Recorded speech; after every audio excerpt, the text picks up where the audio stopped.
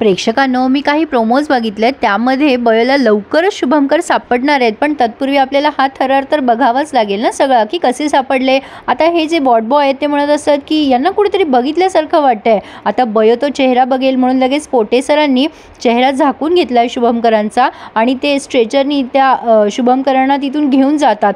बयो बघते, तिला शुभंकर तिथे दिसतात. ते बयो असा आवाज देतात आणि असे मागे मागे जात नाहीसे होत जातात. बयोला खूप वाईट वाटत असतं आणि तिचं मन तिला काही संकेत देत आहे असं काहीतरी फील होत असतं. मनी वसे ते स्वप्नी दिसे असं झालंय आपल्या बयोचं. तर आता हे दुष्यंत या गौतमीची काळजी घ्या म्हणून सांगतात आरवला आणि इराला आणि तिथून निघून जातात, म्हणजे बाहेर येतात. त्यांना बयो दिसते तिथे, ते फोनवर बोलत बोलत बाहेर येत असतात. आता ते 2 मिनिटं थांबतात तिथे आणि बयोशी बोलतात.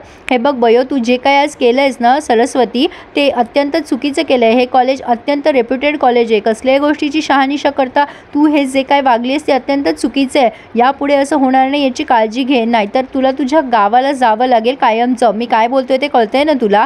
आणि अगं बेटा, म्हणजे मला असं म्हणायचं आहे की तू इतकी हुशार आहेस मेडिकलमध्ये आणि तुला डॉक्टर व्हायचं आहे, तू त्या सगळ्या गोष्टींकडे लक्ष दे ना.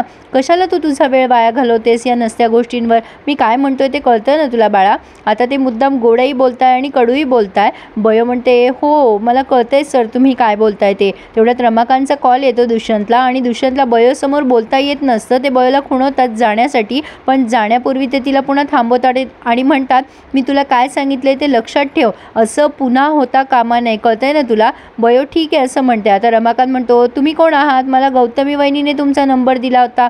आता हा दुष्यंत तिकडनं विचारतो म्हणजे तुम्हाला गौतमीने काही सांगितलेलं नाही आहे का. रमाकांत म्हणतो नाही काय नाही सांगितलं, फक्त नंबर दिलाय. आता तो दुष्यंत त्याला सांगतो हे बघा एक माणूस येईल तुमच्याकडे, म्हणजे एक प्रोफेसर येईल एका माणसाला घेऊन, त्याला फक्त तुमच्या गोडाऊनमध्ये ठेवून द्या, बाकीचं सगळं तुम्हाला गौतमी समजून सांगेल, फक्त त्याचा चेहरा बघू नका.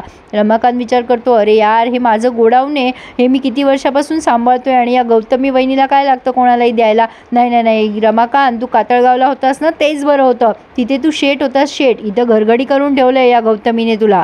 पण आरव मात्र खूप इमोशनल झालेला दाखवलाय. आता तो गौतमीची म्हणजे गौतमीला त्रास झालाय तिची माफी मागतोय, तेव्हा गौतमी आणखीन इमोशनल ब्लॅकमेल करते त्याला की माझं काय बाबा तू आता पुन्हा बयोचंच ऐकशील.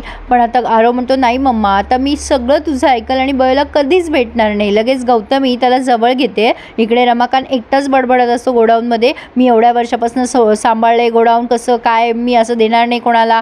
आता तेवढ्यात तिथे तो पोटे पोहोचलाय आणि हा दार उघडायला गेलाय. इकडे इरा न दुखत असलेल्या गौतमीची शुश्रूषा करतीये. हा म्हणजे सेवा चालू आहे गौतमी मॅडमची. बयो तितक्यात तिथे जाते आणि म्हणते इराच्या आई तुम्हाला बरं वाटतंय ना.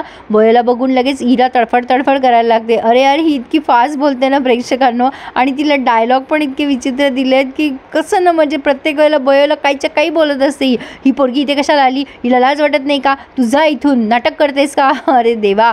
आता ती बयो शांतपणे बोलत असते अगं इरा असं बोलू नकोस, तुमच्या फॅमिलीचं काही वाईट व्हावं असं नाही वाटत ग मला, मी माफी मागते माझ्याकडून काही चुकलं असेल तर. तरीसुद्धा इरा तिला वाटेल ते बोलत असते जा इथून, आम्हाला तुझं तोंडही बघायचं नाही वगैरे वगैरे. पण आता बयो जाताना इराच्या आईला म्हणते की हे बघा इराच्या आई, कितीही खिडक्या लावून घेतल्या कितीही पडदे टाकले ना तरी सूर्य काही उगवायचा राहत नाही बाहेर. तुम्ही कितीही खोटं लपवा तरी सत्य उजेडासारखं बाहेर येतच. पण आता असं टोमणा मारल्यानंतर लगेच गौतमी आगदावणेपणा करायला लागते आणि म्हणते ह्या पोरीला ना माझा जीव घ्यायचा आहे तेव्हाच ही शांत बसेल, नाही जगायचं आहे मला, नाही जगायचं आहे. शेवटी आरवीचा आगदावणेपणा पाहून म्हणतो बाबा बयो जा तू इथून, मला नाही बोलायचं आहे तुझ्याशी आणि बाबा हा विषय सोडून दे. बयो म्हणते काहीही झालं तरी मी बाबाला आता शोधणारच. पण आता आरव मात्र गौतमीवर विश्वास ठेवायला लागलाय आणि बयोला त्याने हाकलून दिलाय लिटरली, असं म्हणायला हरकत नाही आहे. आता ते पोटे पोहोचलेत गोडाऊनवर आणि ते म्हणत असतात अहो हे तुमचं पार्सल घ्या. रमाकांत म्हणतो हे बघा हे अशा डेड बॉड्या बिडबॉड्या इथं आणू नका, हे माझं गोडाऊन आहे, मी सांभाळतो हे, आणि तुम्हाला कोणी सांगितलं हे सगळं इथे पोहोचवायला. आता ते पोटे सर म्हणतात हे बघा मी एक प्रोफेसर आहे कॉलेजचा आणि तुमची दुष्यंत सरांनी मला इथे पाठवलंय, तुमचं गोडाऊन राहू दे तुमच्याजवळ, आधी हे इथे ठेवून घ्या फक्त. आता रमाकांत ते बघायला लागतो आणि म्हणतो अरे बापरे ही बॉडी आहे का काय. पण आता हे पोटे सर म्हणतात बॉडी बिडी नाही आहे, जिवंत माणूस येतो, त्यांच्यासोबत आणखीन एक माणूस असतो, त्याला ते बाहेर पाठवतात आणि मग रमाकांतला म्हणतात हे बघा हा न जिवंत माणूस आहे. आता रमाकांत म्हणतो कोण आहे कोण हा, गौतमी बहिणीने याला इथे का आणलं असेल. आणि रमाकांत ते त्यांचा ते चादर उघडून बघतो तर समोर शुभंकर दिसलेत त्याला. आणि आता हा म्हणजे भाऊ असून सुद्धा याला काहीच दयामाया नाही असं दाखवलं दाखवलंय प्रेक्षकांनो. हा फक्त म्हणतो दादा इथे, आणि ते पोटे सर म्हणतात हा तुमचा भाऊ आहे काय. आता रमाकांत म्हणतो तुम्हाला काय करायच्यात नसत्या चौकशा, हा कोणी असो, पण ह्याला इथे का पाठवलं गौतमी बहिणीने, आणि इतके दिवस कुठे होता हा. आता ते पोटे सर म्हणतात ते हॉस्पिटलमध्येच होते. दुष्यंत सरांनी त्यांना इथे शिफ्ट करायला सांगितलं आणि काही इन्स्ट्रक्शन दिल्या तुमच्यासाठी की यांच्यासमोर मास्कमध्ये जा, तुमचा आवाज त्यांना ऐकू नाही आला पाहिजे आणि त्यांचे हातपाय बांधून ठेवा, असं सगळं सांगितलं आहे दुष्यंत सरांनी तुम्हाला सांगायला. आणि हे बघा प्लीज कोणाला सांगूही नका, पण नेमका हा माणूस आहे तरी कोण एवढा महत्त्वाचा.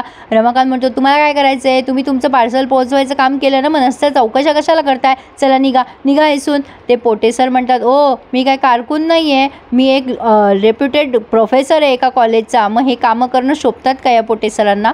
असो तर आता ही बयो रडत रडतच बाहेर आली आहे, कारण आरवने तिचा अपमान करून तिला हकलवून लावलं आहे. प्रश्न तो नाही आहे, पण आरवचा विश्वास तिने जिंकलेला असतो आणि आता विश्वासघात झाला असं आरवला वाटते, म्हणून बयोचं मन दुखावलं गेलंय. शुभंकर तिथे तिला पुन्हा दिसतात आणि ते म्हणतात बयो बाळा रडायचं नाही बरं, डोळे पुस. तुझी आई काय म्हणायची, जेव्हा सगळे मार्ग बंद होतात तेव्हा रडायचं नाही लढायचं. बयो म्हणते होय बाबा तुम्ही अगदी बरोबर बोलतायत. तिने तिचे डोळे पुसलेत आणि आता तिच्या मनाशीच बोलायला लागते, म्हणजे शुभंकर आता नाहीशेच झालेत, तिच्या मनाशीच ती बोलते. या सगळ्या प्रकरणावरनं एक मात्र गोष्ट सिद्ध झाली आहे की मी जे काही बोलत होते ते खोटं नव्हतं, बाबा त्या स्टोरूममध्येच होते. त्यामुळे आता माझा आत्मविश्वास वाढला आहे, काही झालं ना तरी मी बाबाला शोधणार म्हणजे शोधणारच. आता बयोचा निर्धार आणखीन पक्का झाला आहे गौतमीच्या अशा कृत्यामुळे, आणि इथेच त्यांनी हा रिव्ह्यू पूर्ण केला आहे. पुढे आपण बघतोय प्रेक्षकांनो अभिरामला तिने कॉल करून सगळं काही सांगितलं की बाबा तिथेच होते, आणि ह्यांना कळल्यावर त्यांनी मुद्दाम शिफ्ट केलं आहे बाबाला इथून,